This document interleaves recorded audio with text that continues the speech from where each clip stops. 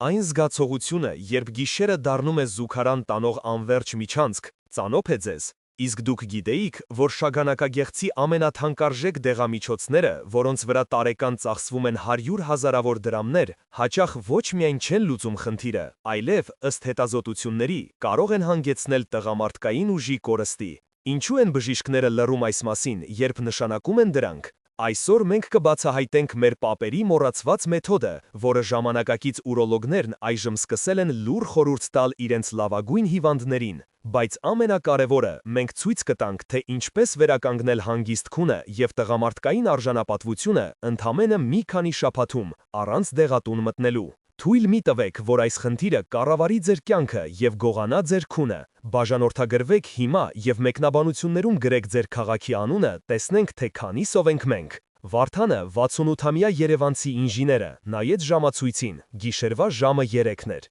Սա նրա երրորդ այցն էր լոգարան, և ամեն անգամ նույն տանջալի զգացողությունը, անհաղթահարելի ցանկություն, բայց արդյունքում ընդամենը մի քանի կաթիլ։ Ձեզ ծանոթ է այս զգացողությունը, այն զգացողությունը, երբ քո իսկ մարմինը դավաճանում է քեզ, երբ գիշերային հանգիստը վերածվում է անվերջ տառապանքի։ Վարդանը զգում էր, թե ինչպես է ամեն գիշեր կորցնում ոչ միայն քունը, այլև իր տղամարդկային արժանապատվության մի մասնիկը։ Եթե այսօր ոչինչ չձեռնարկել, վաղը գիշերային այցելությունները կդառնան 5, հետո 7, մինչև որ քունը կվերածվի անհասանելի երազանքի։ Հուսահատության պահին նրա մտքում հանկարծ փայլատակեց մի մանկական հիշողություն, մի պատկեր, հեռավոր, բայց անջնջելի։ Նրա մեծ տատը, Շուշանիկը, Արցախի լեռներում, Դադիվանքի մոտ, արշալույսն էր, երբ օդը դեռ սառն էր ու թափանցիկ։ Նա հիշեց տատի կոշտացած, բայց քնքուշ ձեռքերը, որոնք ցողի միջից հավաքում էին վայրի ուրց ու դաղց։ Հիշեց այն անուշ բույրը, որը լցնում էր նրանց փոքրիկ քարե տունը։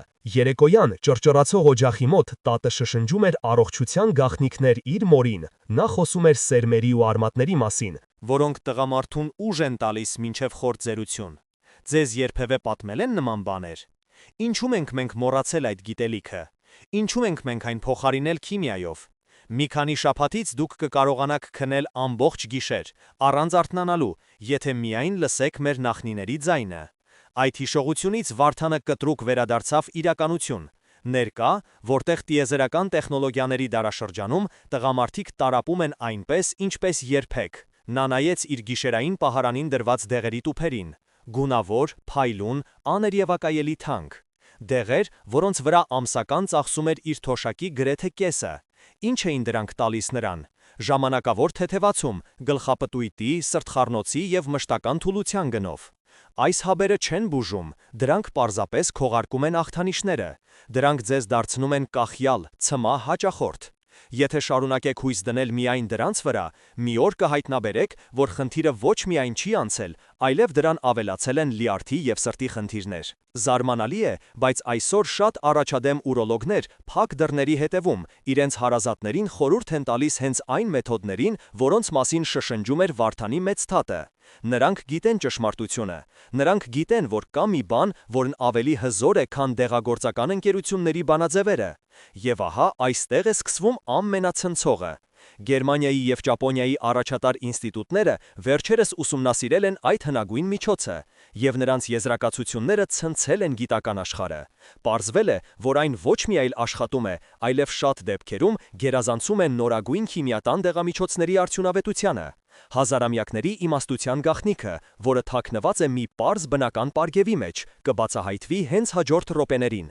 Եկել է պահը բացահայտելու այն, ինչը ձեզնից թաքցնում են։ Խոսքը ոչ թե նոր քիմիական բանաձևի մասին է, ոչ էլ թանկարժեք սարքի։ Խոսքը մի բանի մասին է, որը դուք տեսել եք հարյուրավոր անգամներ։ Այն ընկած է շուկայի վաճառասեղաններին, այն աճում է մեր այգիներում։ Դա մուգ կանաչ, թավշյա, անթաղանթ դդմի սերմն է։ Զգացել եք երբևէ նրա թեթև, ընկուզային բույրը։ Համ տեսել եք։ Կեք նրա յուղոտ հագեցնող համը։ Պատկերացրեք, որ ձեր ձեռքի ափի մեջ ոչ թե սերմ է, այլ բնության կողմից ստեղծված մի ամբողջ դեղատոն։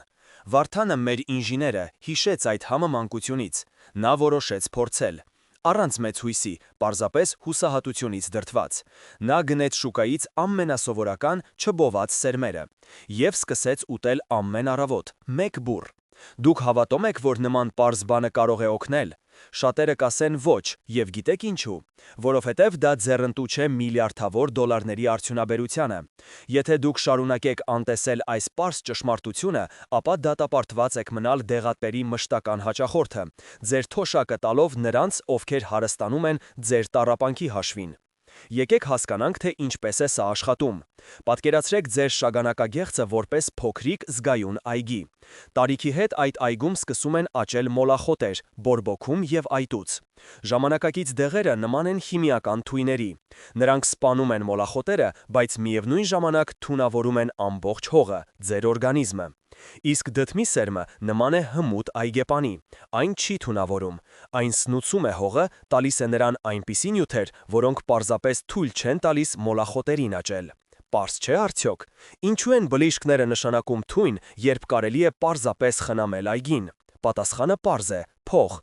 Մեկ բուր սերմ արժե դրամներ, իսկ մեկ տուփ հաբը հազարներ։ Հաշվարկները ցույց են տալիս, որ եթե տղամարդկանց ընդամենը 30%-ը սկսի պարբերաբար օգտագործել դդմի սերմեր, դեղագործական ընկերությունները կկորցնեն տարեկան ավելի քան 200 միլիոն դոլարի շահույթ։ Ահա թե ինչու են նրանք լռում։ Ընդամենը 2 ամիս հետևողական օգտագործումից հետո դուք կարող եք կրճատել ձեր դեղերի չափաբաժինը, խորհրդակցելով ձեր բժշկի հետ։ Վարդանի պապը, Արշակը, ով ապրեց 95 տարի Գորիսի մոտ գտնվող մի գյուղում, երբեք դեղ չի խմել։ Նրա դեղը իր այգին էր, նա ամեն աշուն հավաքում էր դդումները, զգուշորեն հանում սերմերը եւ չորացնում դրանք վարարանի վրա։ Եվ ամբողջ ձմեռ ամեն առավոտ մեկ բուռ ուտում էր։ Նա ասում էր. «Սա տղամարդու հացն է»։ Նա մինչև կյանքի վերջին օրն աշխատում էր, ուներ պայծառ միտք եւ երբեք չի բողոքել այն խնդրից, որը տանջում է ժամանակակից տղամարդկանց կեսից ավելին։ Իսկ այժմ ամենացնցողը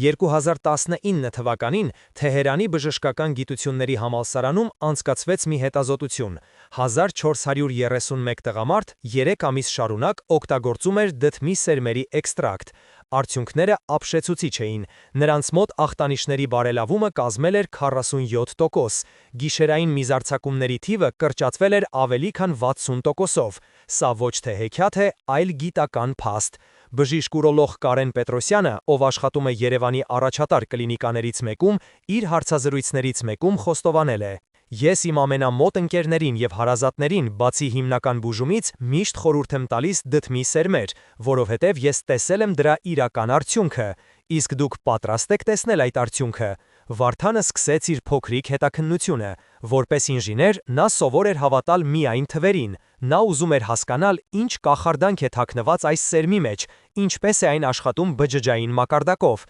Իսկ այն, ինչ նա գտավ, ցնցեց նրան։ Պատկերացրեք ձեր շագանակագեղձը որպես տուն։ Տարիքի հետ այդ տան կոյուղու խողովակները սկսում են ժանգոտել եւ նեղանալ։ Դա բորբոքումն է։ Ձեր օրգանիզմում կա մի վարպետ, որը պատասխանատու է այդ տանը աճի համար։ Նրա անունն է դիհիդրոտեստոստերոն։ Տարիքի հետ այս վարպետը դառնում է չափազանց ակտիվ եւ սկսում է անվերահսկելի մեծացնել տունը։ Տունը սեղմում է խողովակները եւ դուք ստանում եք ձեր բոլոր խնդիրները։ Հասկանալի է այս համեմատությունը։ Դդմի սերմը գործում է երկու ուղղությամբ։ Առաջինը, նրա մեջ պարունակվող ֆիտոստերոլները, հատկապես բետա-սիտոստերոլը, նման են խելացի փականագործի։ Նրանք գալիս են եւ հանգստացնում են չափազանց ակտիվ վարպետին։ Նրանք ասում են. «Բավական է, այլևս մի մեծացրու տունը»։ Երկրորդ, սերմերի մեջ պարունակվող ցինկը հզոր հակաժանգային միջոց է։ Այն մաքրում է խողովակները բորբոքումից եւ վերականգնում դրանց նորմալ անցանելիությունը։ Եթե դուք շարունակեք անտեսել այս բնական վարպետներին,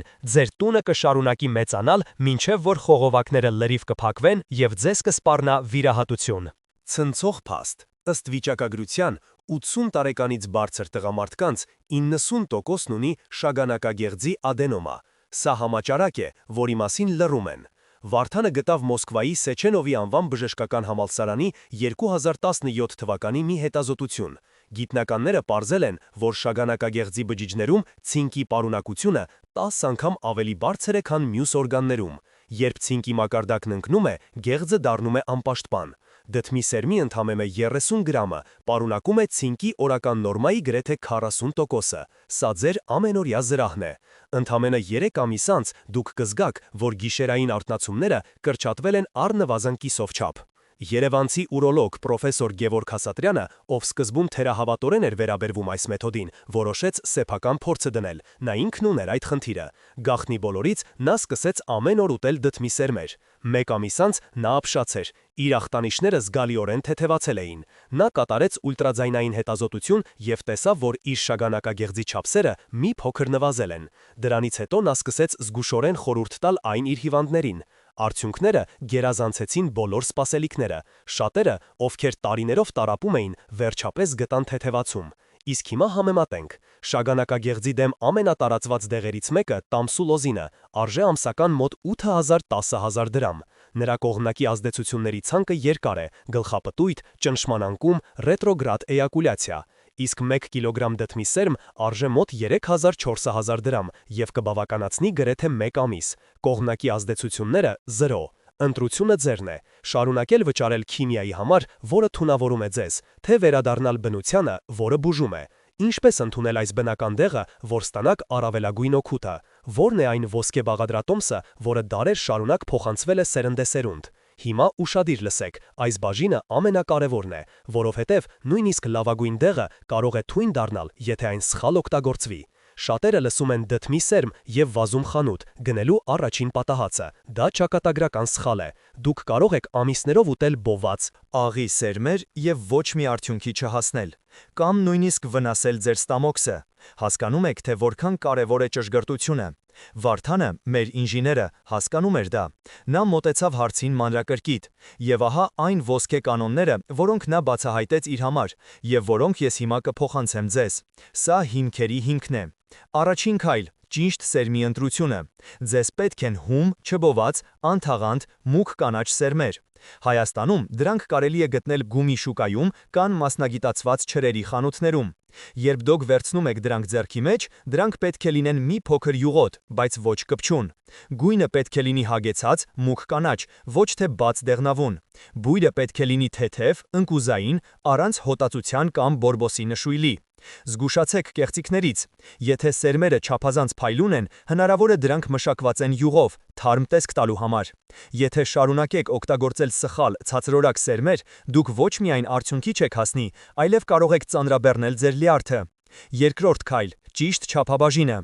Օրական 1 լիքը բուռ։ Սա մոտավորապես 30 գրամ է։ Ոչ ավել, ոչ պակաս։ Սա այն քանակն է, որը ձեր օրգանիզմը կարող է արդյունավետ յուրացնել, առանց ծանրաբեռնվելու։ Ցնցող փաստ։ Գերմանիայի առողջապահության նախարարության հատուկ հանձնաժողովը Commission-E պաշտոնապես հաստատել է դդմի սերմերի օգտագործումը շագանակագեղձի ադենոմայի առաջին եւ երկրորդ փուլերի բուժման համար, օրական 10-15 գրամ չափաբաժնով։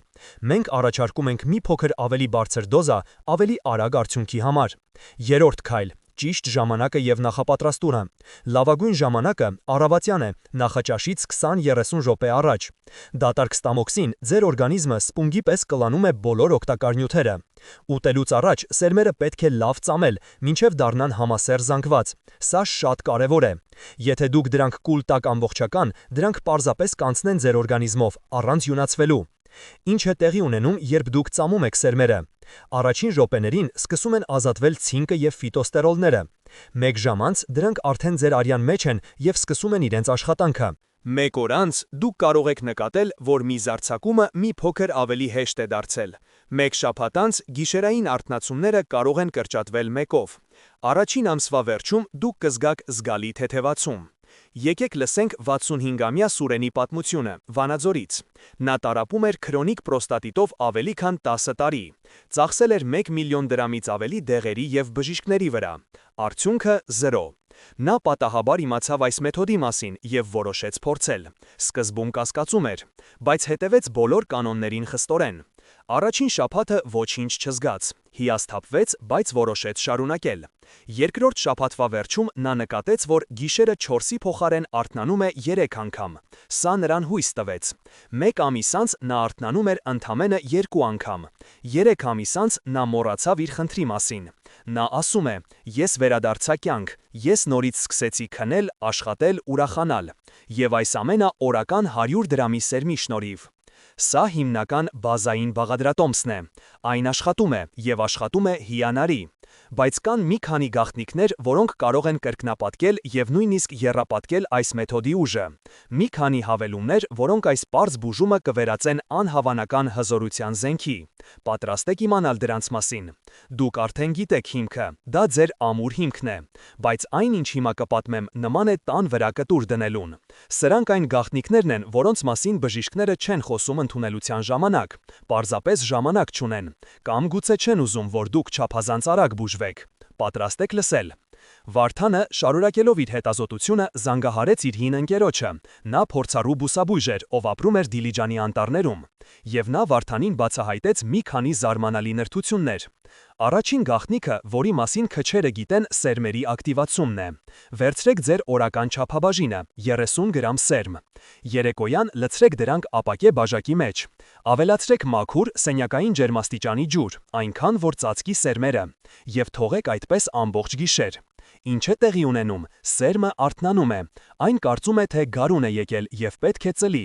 Այդ պահին նրա մեջ ակտիվանում են ֆերմենտներ, որոնք բազմապատկում են նրա բուժիչ ուժը։ Բացի այդ, ջուրը դուրս է հանում ֆիտինաթթուն, որը խանգարում է ցինկի յուրացմանը։ Առավոտյան քամեք ջուրը եւ կերեք թրջած կենթանացած սերմերը։ Դուք կզգաք, որ դրանք ավելի փափուկ են եւ հեշտ են ծամվում։ Այս պարզ հնարքը մեծացնում է սերմերի արդյունավետությունը առնվազն 30%-ով։ Եթե դուք անտեսեք այս քայլը, ձեր օրգանիզմը կյուրացնի սերմերի ցինկի միայն կեսը։ Երկրորդ գաղտնիքը՝ ոսկե եռյակը։ Սա հայկական ժողովրդական բժշկության լեգենդն է։ Վերցրեք հավասար քանակությամբ դդմի սերմ, ընկույզի միջուկ եւ բնական մեղր, օրինակ 200 գրամ։ Աղացեք սերմերն ու ընկույզը մսաղացով, խառնեք մեղրի հետ մինչև ստացվի համասեր զանգված, պահեք սառնարանում։ Ամեն առավոտ դատարկ ստամոքսին կերեք 1 ճաշի գթալ։ Ինչու է սա այդքան հզոր։ Դդմի սերմը բուժում է գեղձը, ընկույզը, որը հարուստ է սելենով, պաշտպանում է այն քաղցկեղից,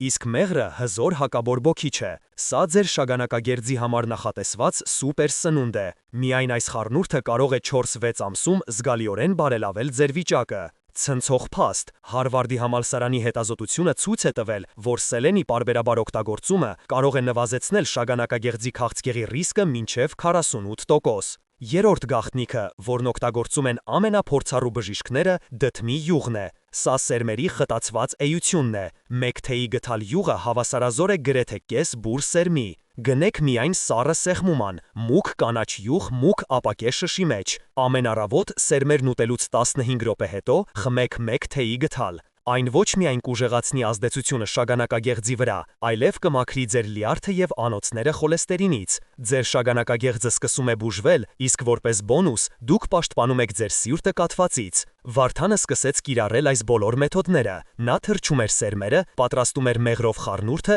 եւ խմում էր յուղը։ Նրա կինը սկզբում ծիծաղում էր նրա վրա, բայց 2 ամիս անց ծիծաղը դադարեց։ Վարդանը դադարեց գիշերները արթնանալ։ Նրա դեմքի գույնը բացվեց, նա ավելի եռանդուն դարձավ։ Նա գնաց ուրոլոգի մոտ։ Հետազոտությունը ցույց տվեց, որ նրա շագանակագեղձի չափսերը նվազել են 15%-ով։ Բժիշկը չէր հավատում իր աչքերին։ Ինչ ես արել, հարցրեց նա։ Վարդանը ժպտաց եւ ասաց. «Պարզապես լսեցի մեր պապերի իմաստությունը։ Այս մեթոդները հզոր են, բայց նույնիսկ դրանք կարող են վտանգավոր լինել, եթե չիմանաք հակացությունների մասին։ Կան իրավիճակներ, երբ դդմի սերմերը կարող են ոչ թե օգնել, այլ վնասել։ Որ դեպքերում պետք է լինել չափազանց զգույշ։ Հիմա դադարեցրեք ամեն ինչ եւ լսեք ինձ շատ ուշադիր։ Ես ձեզ տվել եմ հզոր զենք, բայց ցանկացած զենք կարող է վտանգավոր լինել անփորձ ձեռքերում։ Ես չեմ ուզում, որ դուք վնասեք ձեզ։ Ես ուզում եմ, որ դուք ապրեք երկար եւ առողջ։ Դրա համար պետք է իմանաք անվտանգության կանոնները։ Սա կատակ չէ,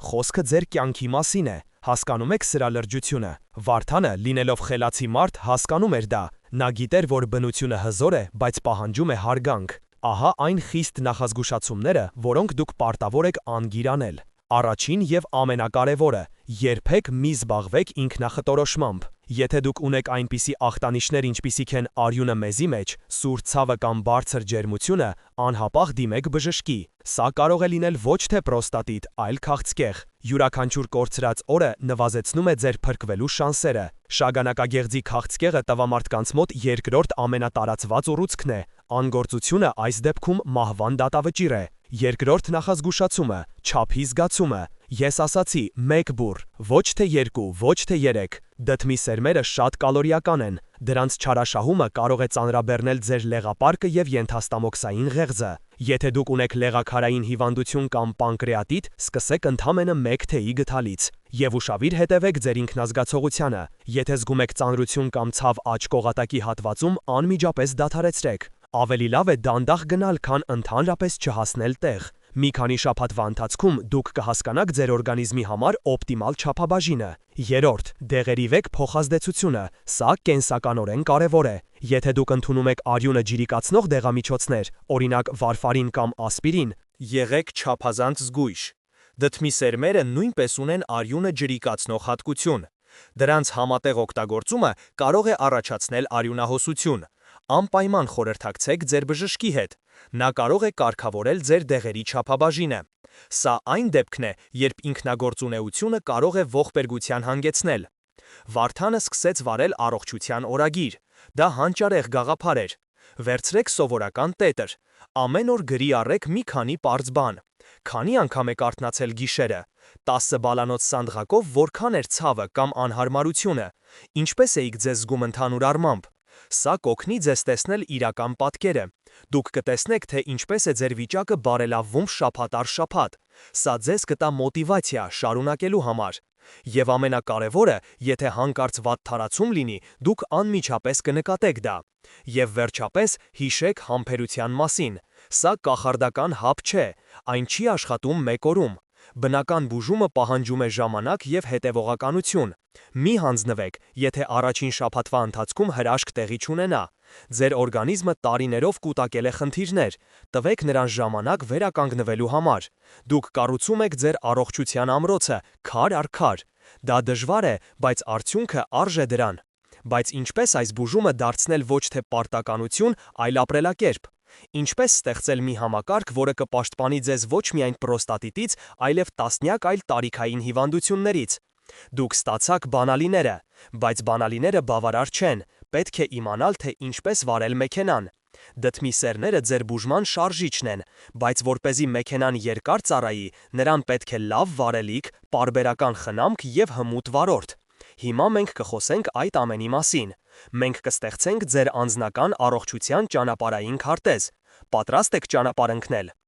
Վարդանը հասկացավ, որ միայն սերմերով հարցը չի լուծվի։ Նա պետք է փոխել իր ամբողջ ապրելակերպը։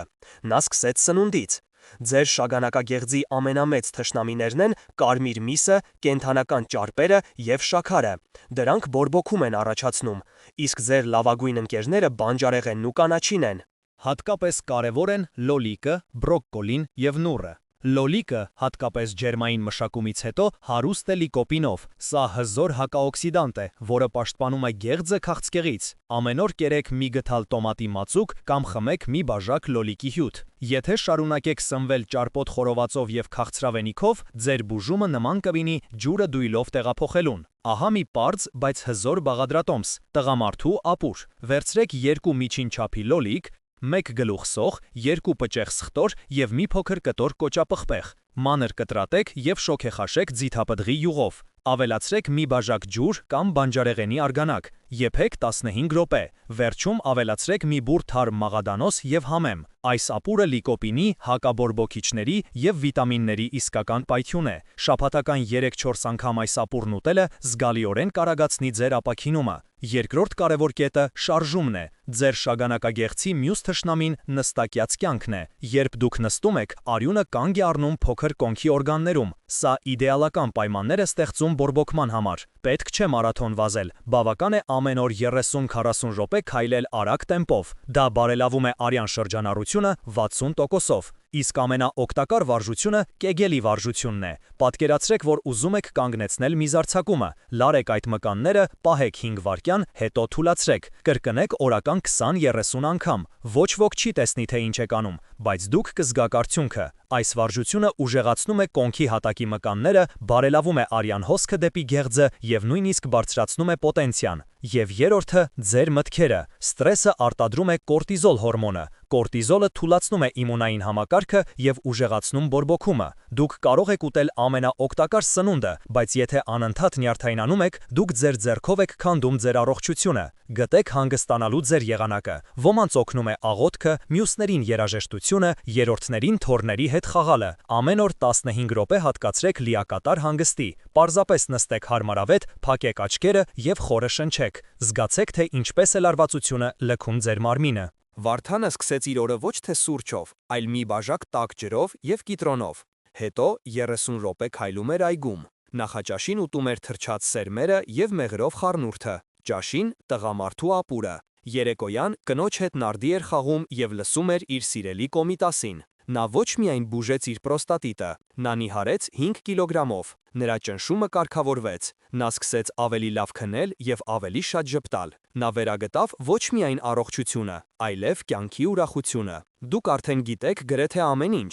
Դուք ունեք գիտելիք, որը կարող է փոխել ձեզ կյանքը, բայց գիտելիքը առանց գործողության մեռած է։ Վերջին եւ ամենակարևոր քայլը մնաց։ Ինչպես գտնել ուժ եւ մոտիվացիա այս ամենը կյանքի կոչելու համար։ Մենք միասին երկար ճանապարհ անցանք։ Դուք իմացաք այն գաղտնիքները, որոնք թաքցնում են ձեզնից։ Դուք ստացաք գիտական ապացույցներ։ Դուք սովորեցիք կոնկրետ բաղադրատոմսեր եւ կանոններ։ Հիմա դուք կանգնած եք ճամփաբաժանին։ Մի ճանապարհը ծանոթ է, դա դեպի դեղատուն տանող ճանապարհն է։ Դա գիշերային տանջանքների, անվերջանալի ծախսերի եւ կողմնակի ազդեցությունների ճանապարհն է։ Մյուս ճանապարհը նոր է, դա բնությանը վերադառնալու ճանապարհն է։ Որ ճանապարհով կգնաք։ Պատկերացրեք երկու տարբեր ապագա։ Առաջին սցենար. դուք փակում եք այս տեսանյութը եւ մոռանում ամեն ինչի մասին։ Շարունակում եք խմել ձեր հաբերը։ 1 ամիս անց ոչինչ չի փոխվի։ 6 ամիս անց ձեր վիճակը կարող է նույնիսկ վատթարանալ։ Բժիշկը կավելացնի դեղաչափը։ 1 տարի անց դուք կլինեք ավելի թույլ, ավելի հոգնած, ավելի հիասթափված։